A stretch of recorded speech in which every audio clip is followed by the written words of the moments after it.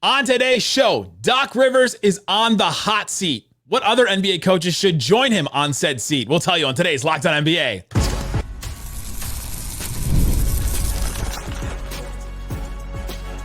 You are Locked On NBA, your every day. And welcome. You're locked on to the NBA. My name is Nick Angstadt, host of the Locked On Mavericks podcast, part of the Locked On Podcast Network, your team every day. Thanks for being part of the show, making Locked On NBA your first listen today. Best way you can help us grow the show is to listen every day on any podcast platform. Take us with you wherever you go. Go to YouTube and like the video. Leave a comment. Let us know who you think is on the hot seat as an NBA coach going into this season. And joining me from Locked On Pacers, a coach that is not on the hot seat at all. The coldest seat, maybe. What you got for me, Tony East? One of the coldest among the also coldest, Jason Kidd, who made the finals last year. Wow. We are unqualified to talk about hot seat coaches, although I have covered a coaching change or two in my days, so we're ready. Yeah, I just covered one recently, and I thought I was going to cover another one, and then Jason Kidd made the NBA Finals, and here we are. So, man, yeah. So we'll talk about the coaches that are on the hot seat. There's a bunch of safe coaches. It's kind of wild how safe a lot of these coaches are going into next season. And then, of course, we'll play Count It Up, where we count out the most interesting, fun things in the NBA, including a new Netflix documentary that has five players chosen to do documentaries about, and one of them makes no sense at all. And so we'll replace that one coming up a little bit later. But let's start here. To me, I think one of the coaches that should be considered on the hot seat, and maybe not the hottest seat in the NBA, but a coach that is definitely on a seat that is warm. You have to get up every 5 minutes or so because you just have to like get a break from how hot the seat is. If you ever had like seat warmers in a car and you're like, I got to turn it off for a minute because it's just too much. Doc Rivers, the Milwaukee Bucks. If it goes bad again, and we already kind of saw it go downhill a little bit for Doc Rivers during the season. They got worse when they brought in Doc Rivers, and they went into the playoffs and they had injuries and all that. He gets a pass for the playoffs. I'm not even holding the playoffs against him. But they went 17-19 the rest of the way when he became the coach. I think we forget that sometimes. You can't just point to the injuries. You can't just point to, Brook Lopez is getting older. Chris Middleton is getting older. So is Damian Lillard. You can't just point to that. But if the Bucks don't make it out of the first round of the playoffs this season, I think Doc Rivers will get fired. Yeah, he's in a tough spot, right? And it's funny when I started this exercise, like you go through all the new coaches and you're like, okay, they're safe. They just got hired. But the Bucks are the reason that I can't think that way anymore because they were 30-13 and fired Adrian Griffin last year. And like some coaches get fired that early, but it's because they stink or there's like they can't manage a locker room at all. 30-13 is crazy. He was there; they were good. Now he couldn't manage the locker room, and that's why he got fired. But the Bucks have shown, hey, that we are trying to win right now. We just traded a lot of stuff for Dame. This is our team. They can't do much else roster wise, and so teams in that situation usually change coaches. I would think they would not like to be paying. I don't know if they're still paying Bud, but 4 coaches at once, and they just let Doc build his own staff, but they're kind of out of other stuff. And I can't imagine if things go part of the season, they go, well, let's just trade Giannis. They're not going to do that. And so maybe they would think that way again. And they've shown some willingness to do it. It's just, they're kind of at a tough spot where all their team is old enough that it's hard to pivot a lot of directions. They're kind of set up to be pretty good this year, right? I mean, if everybody comes back from injury and everything. I'm looking at the Brook Lopez situation. He's 36. He's not the youngest. Their backup is Bobby Portis. They don't really have any other centers necessarily outside of that you want to play. And then you go Damian Lillard, who's the backup to him. I guess you have DeLon right there. You've got Chris Middleton. How is he going to hold up this season? How many games does he play and all that? And then then just it all cycles around Giannis and it all is built around Giannis. But they're set up to be really good. If they don't make it out of the first round, which they should be better than all those teams at the bottom of the East. It's over for Doc Rivers. Like that, that's it. I just think that paying coaches, not paying coaches, they've got to make some kind of change. And the personnel changes don't seem to be that. There doesn't seem to be a obvious move that could they trade Lillard? Could they even trade Middleton? Like you mentioned, they're not going to trade Giannis. They're not going to do that. So what's the other move to be made? They've made all those moves. The last move that they could actually make is coach. And the usual cycle is that teams like their core, but they don't perform, so they change coaches, and then they change the team. I think the Cavs could be headed for route number 2 if they don't have a good season this year, for example, because they just made their coaching change. The the Pacers I covered did the same thing, right? Twice, really, and now they look good. And so, like, that's a natural path for teams. Well, they already made a coaching change, but the problem for the Bucks is you already let it out. Like, what is the roster change that makes any sense, right? So they kind of would have to think about it again. Even I wouldn't say I expect this, but I didn't expect to fire Adrian Griffin with such a good record either, and they did it. Here we are. That's the other thing is there's a history of moving on from coaches like that. Bud wins a championship. Bud's a good coach. They fired him too. Wins a championship. They move on from him. Adrian Griffin, you mentioned 30-13. They move on from him. There's a history of them moving on from coaches. And I almost put JJ Redick is not one of my coaches that I picked as on the hot seat necessarily, but I put him in the danger zone because I took all the new hire coaches and I was like, which of these new hire coaches could be in the danger zone? I put JJ Redick there because the Lakers have a history of moving on from coaches like that. And now so do the Bucks kind of, because you have this mentality of we have to win right now, which they should because they have Giannis. I can't agree more with that. And if they had like obvious roster pivots, I would think Doc was a lot safer, but they don't. And if they do make a big roster pivot, they'll be a lot worse. So then what does Doc want with that team? How much better are they with the Gary Trent Jr., the DeLon Wright? They brought in a Taurean Prince, I guess, coming in. They've had a couple of moves here where you're like, okay, those are nice moves for this team. I watched the Bucks in great detail a million times last year because the Pacers and Bucks played like every 3 days. It's both that those guys are good and will make them better, and that they push out like not good players, right? Yeah. To take this, like Patrick Beverley's gone, his spot is much better with DeLon Wright and Malik Beasley. Malik Beasley's fine, but they got a lot better with Gary Trent and Taurean Prince is in there for who? AJ Green, Andre Jackson. Like he's better than those guys. Maybe those guys will be good someday, but it's both additions and addition by subtraction there. So they should be a lot better, but they're old enough to the point that you have to have those guys offset what you're losing via aging. So I'm not sure how much better they'll be, but they should be a better team, especially with a whole summer of Doc, Dame, Giannis, etc. The Bucks, by the way, have an AJ Green and an AJ Johnson, and AJ Green is A.J.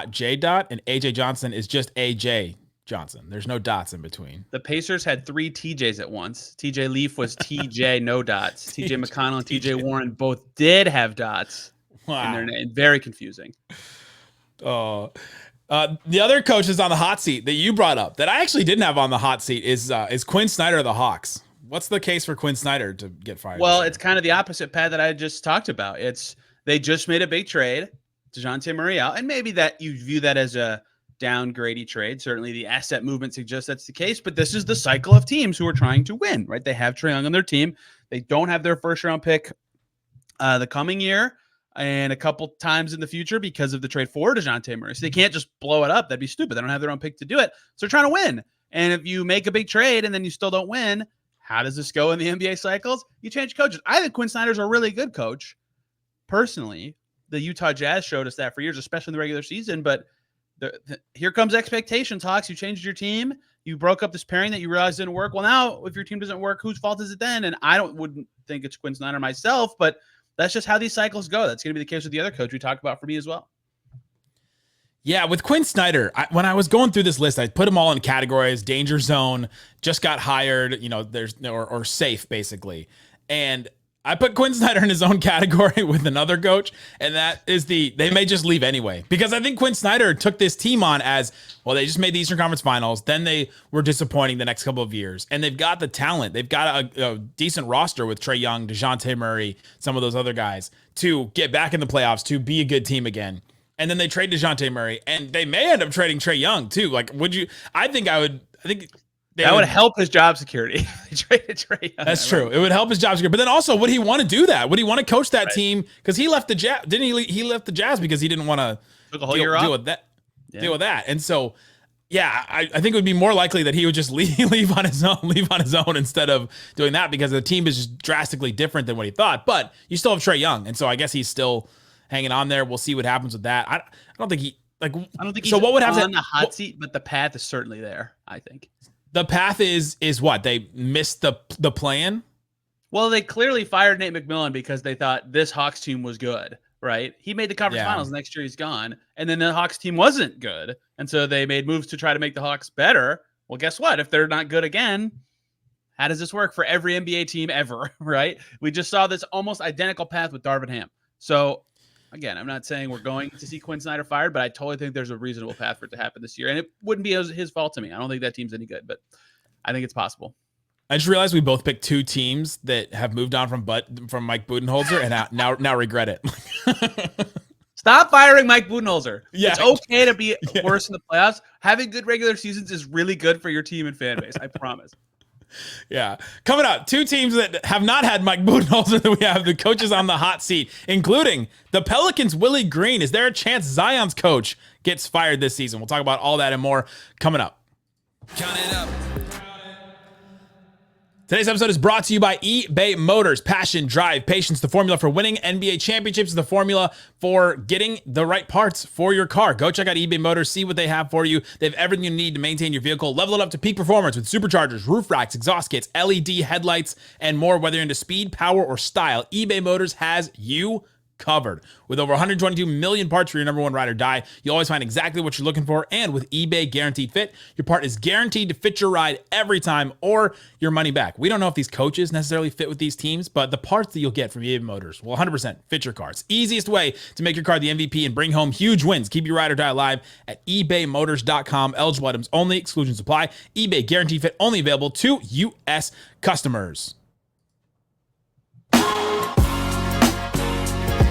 Thanks, everybody, for hanging out with us on Locked On NBA, being part of the show and being an everyday or listening every day. Tomorrow, Adam Mares, Wes Goldberg, the duo, talking about the NBA in some way, shape, form, or fashion. That's what we do every day here on Locked On NBA, and we'll continue to. So go check out that show tomorrow and make your second listen Locked On Mavs. I'm talking about, we talked all about we did the NBA grid with the player grid this week, where you go through like who's the most underrated, most overrated, and all that. You can go check out that. What are you guys doing on Locked On Pacers this week? My yearly What Are the Odds shows, where we break down various huge topics, big trades of starters. Will they win more games? What are the odds of that happening? Last year, I host the show, and I lost to the recurring guest who does it. I'm going to beat him this year. There you go. So check out Locked On Pacers. Jimmy Cook, the legendary Jimmy Cook. Oh, I love Jimmy Cook. Wherever you're listening or watching this show, you can go listen to Locked On Pacers or Locked On Mavs and make that your second listen today. All right, Tony. Coaches that are on the hot seat. We talked about Doc Rivers. We talked about Quin Snyder. Another one that you had that I had in the exact same category as Quin Snyder. They may just leave anyway, but do you think Billy Donovan of the Chicago Bulls could be on the hot seat? Why? He got extended last year, so maybe this is too rude of me. And his son now coaches, I believe, their G League team. But this is the same thinking I have for the Hawks. It's not that I don't think Billy Donovan's a good coach. Look at the Thunder in the early 2010s.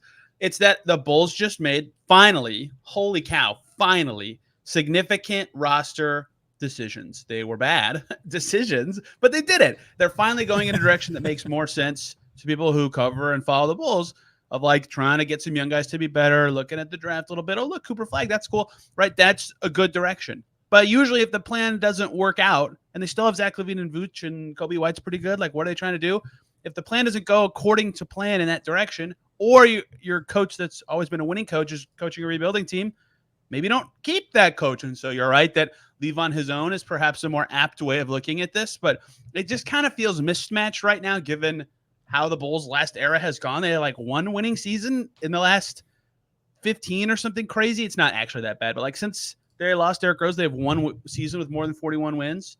Might be time just to do something different, not at the fault of Billy Donovan. How many players on the Bulls right now do you think know Billy Donovan like used to coach that Florida team that went to the national championship, or even old enough to watch it? There's so many players on that team are still in the NBA that the answer is maybe. Also, to answer the thing I just said, the Bulls have one winning season since 2015-16, despite trying for a lot of that stretch, right? Like they've had Jimmy, and they had D-Wade and Rondo for a second, and then this era's had like good players. And they have one season with more than 41 wins. I just find that remarkable because no one thinks of them as like this crummy team, but it has not gone well for them the last decade. Yeah, don't ask Hayes or Pat about that. They will tell you. They still know who the owner of that team is. Yeah, the Billy Donovan one, I put in the category, he may just leave anyway because this team is changing this in the same way that Atlanta Hawks team is, that he may look at it and go, I don't want to be a developmental coach. I want to actually go win some games and actually do this. And this team's not winning games this year, or at least not a lot of games. I mean, it's Zach LaVine and like developing around Josh Giddey, developing around Kobe White, who's still like 24. You've got Buzelis that they just drafted. You just got a couple of young guys, but other than that, I mean, Vooch and Megan Thee Stallion's boyfriend Torrey Craig is not like they're not making it happen this year. I don't think. Look, by it's the not way, his fault. The roster hasn't been awesome, but like he's been the coach for 5 years and is under 500 in Chicago. Like, how often does that actually happen in the NBA anymore? Where a coach lasts in one job for that long with like one playoff series berth. And again, I think Billy Donovan's a fine coach. They haven't had that great of a team, but that's just very unusual in the NBA to me. So I think your description of it could leave our organizational restructuring or whatever they're going to call it. Yeah, right. Yeah, they both perhaps, joined the front office. Perhaps more apt, but I would call that for this exercise the hot seat. Could not be the coach in 12 months from now. By the way, one of the more surprising videos that I've ever seen in my life was Megan Thee Stallion doing like a TikTok trend where it's like, who's more likely in the relationship to be this? Like, who's the more likely to bring up an argument? And it was Megan Thee Stallion with Torrey Craig. You could have given me 100 chances with NBA players. I did not know that. So you have informed me of former Pacer Torrey Craig. I did not know that. This is very interesting to me. It's because the internet has broken my brain.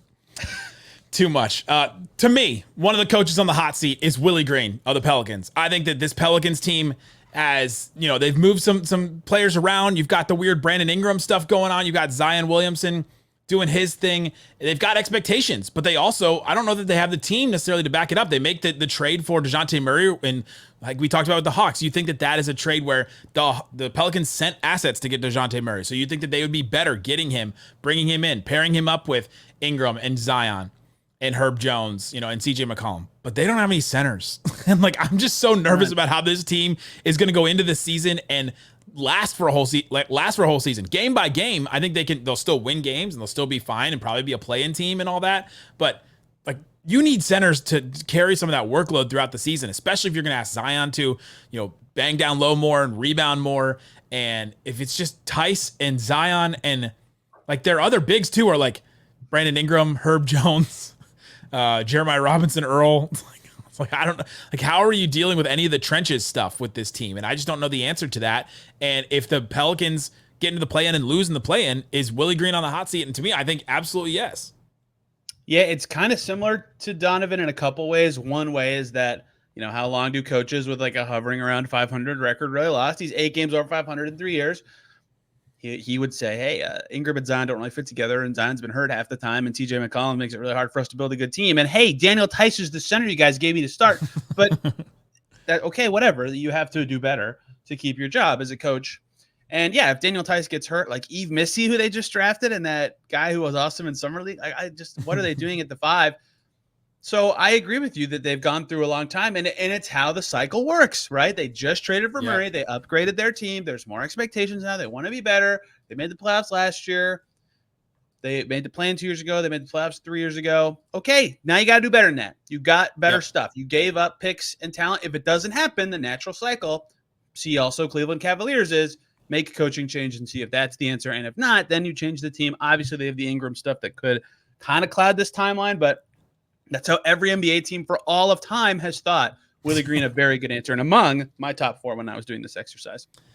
Other coaches I had in the danger zone, a sneaky one is Chauncey Billups of the Blazers. Oh, I don't think that's sneaky at all. He was my third one. His contract's expiring. Like what? Yeah, what? Well, you just don't think about it because they're a bad team. They don't have expectations. You go, okay, well, he'll probably stay because they don't have any expectations on the team. But hey, I don't know that he's the coach to take him into that next. They could have a fine season, and he still could be not the coach of the Blazers 12 months from now. That's why it's like, what? This never happens. Usually there's an extension or firing by now. I did put JJ Redick just because of the Lakers. I don't think it has anything to do with JJ Redick. It's just the way that the Lakers work. I mean, Darvin Ham made the Western Conference Finals. Next season, he gets ousted, right? It happens. Detroit, I put JB Bickerstaff in here because if they win 15 games again, what do you do, right? Like, do you keep the same guy? I don't know. That's the seat's a little hot. And then I have Nick Nurse. You got the players now with the Sixers. You've got the players. You got Paul George. You got Embiid. You got Maxey. You got the expectations. If you don't deliver, what other personnel moves can they make? Good question.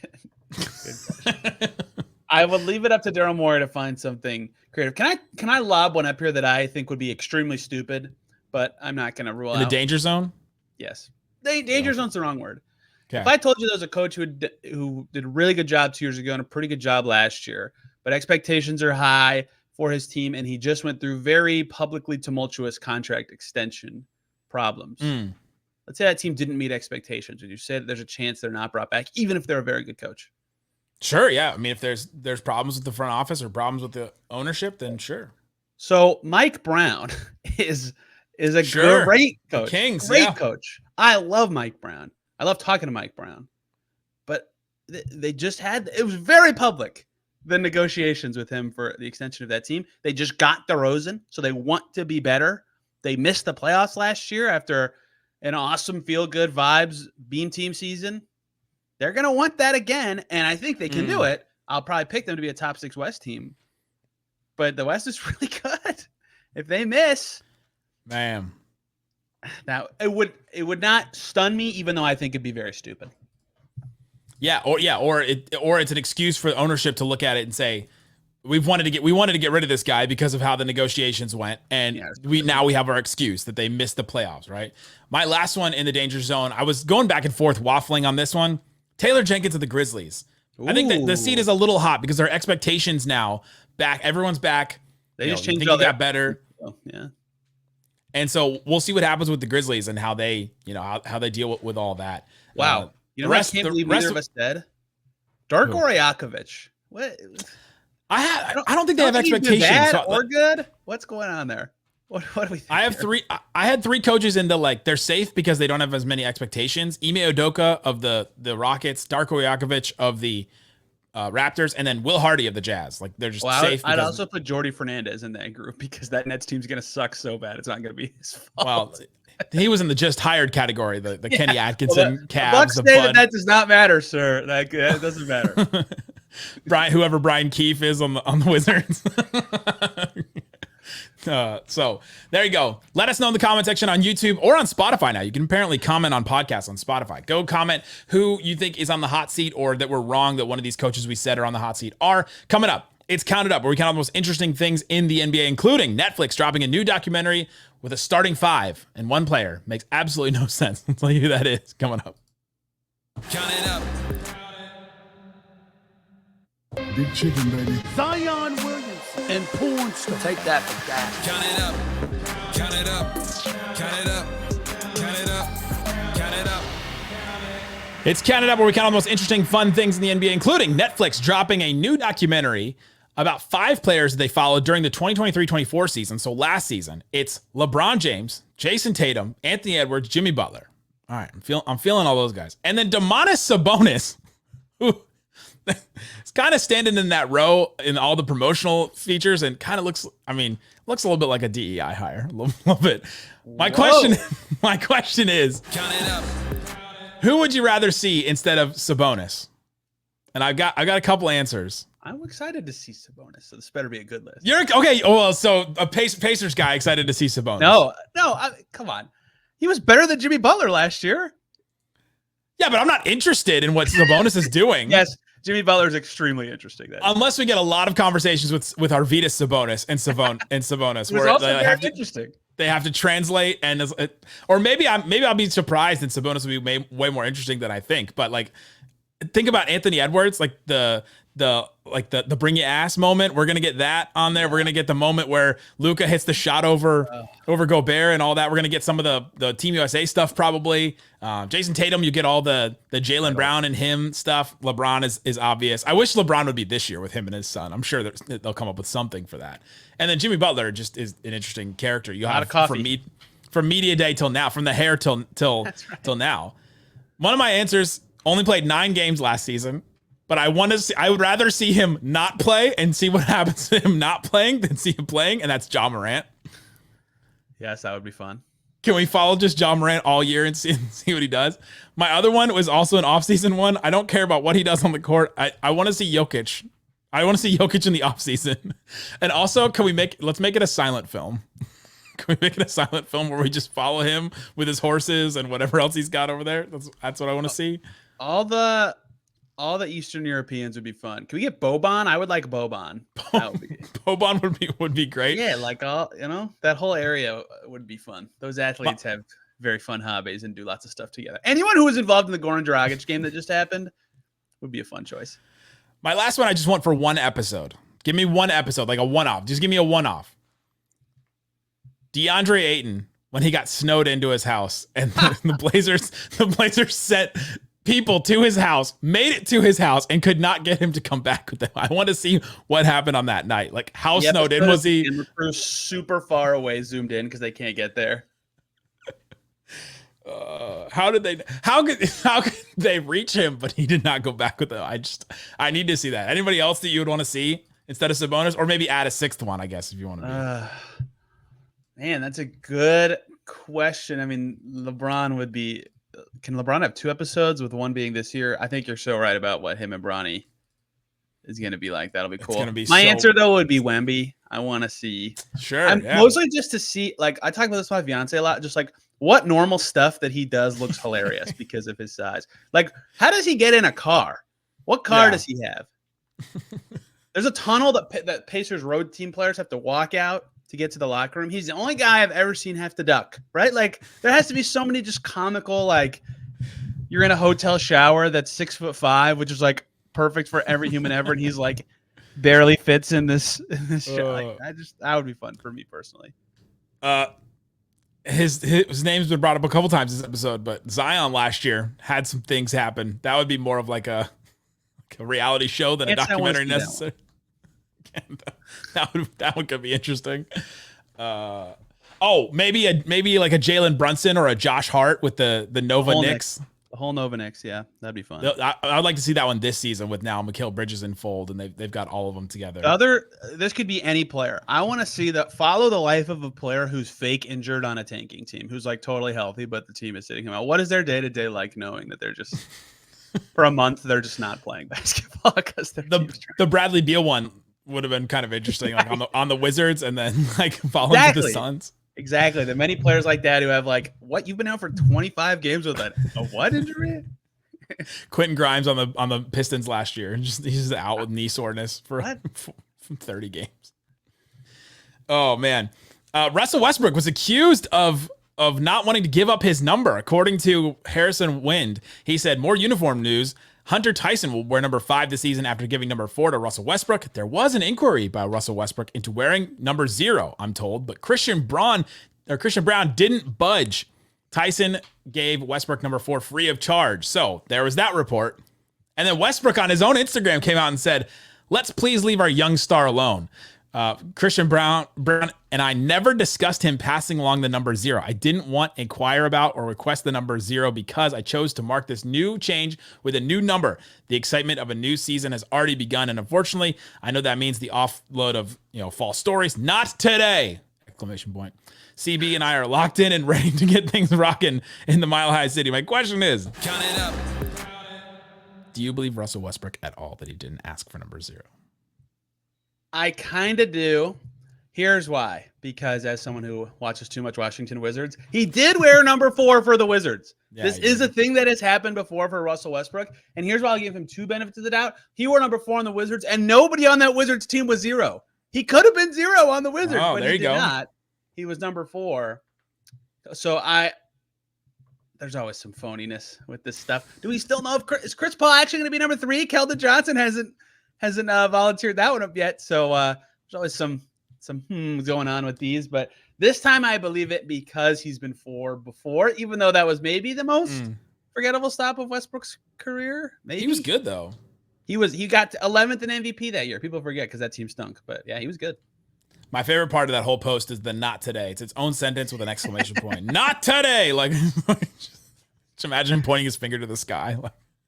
The stretch of years when he went OKC, Houston, Washington, Lakers once for 4 years. That was a real thing. Like it feels so fake to me.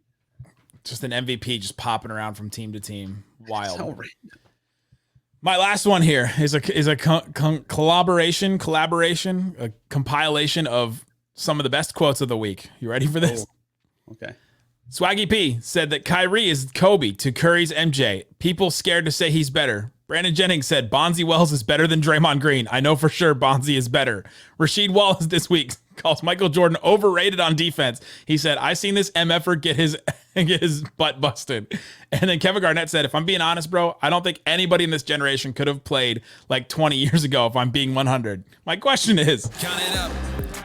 what is happening to the former players of the NBA? They're all coming out against all these players right now. The Garnett one makes no sense to me. That these players couldn't play 20 years ago?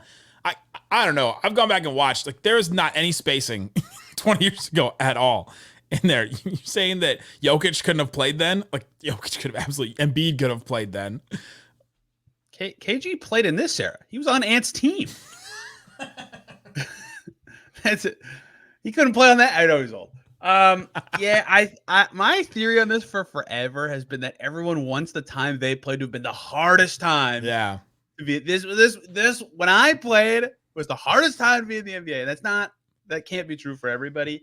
And I think everybody kind of knows that athletes get better and better and strategists get better and better, and the NBA will get harder progressively over time. And sorry to you guys that you played when you did. You were still very good. I promise no one doesn't think you're good because you played in the 90s instead of now. Swaggy Peas. That one I didn't. Kyrie is the Kyrie is the Kobe to Curry MJ. People scared to say he's better. My question was just going to be, what does this mean?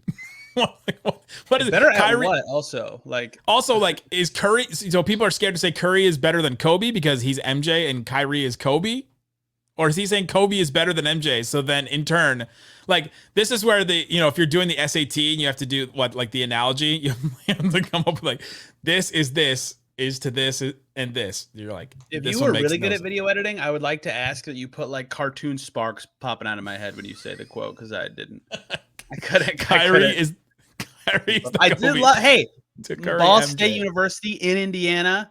The only NBA player from there is Bonzi Wells. So the fact that he gets a shout, let's go. I'm glad we get to hear from Bonzi Wells today. Also, shout out to Bonzi Wells and his career 12 points a game, and he was a scorer. Like that was. Hey, he played for a while, man. He wasn't like awesome, but long career at double-digit scoring from Muncie. Let's go.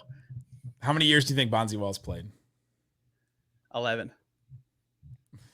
1, 2, 3, 4, 5, 6, 7, 8, 9. He played 7 games his first year. I'm not counting that one. Oh, come on. That's like the rookie season in MLB where they don't count it. I feel like they should do that in the NBA. Though.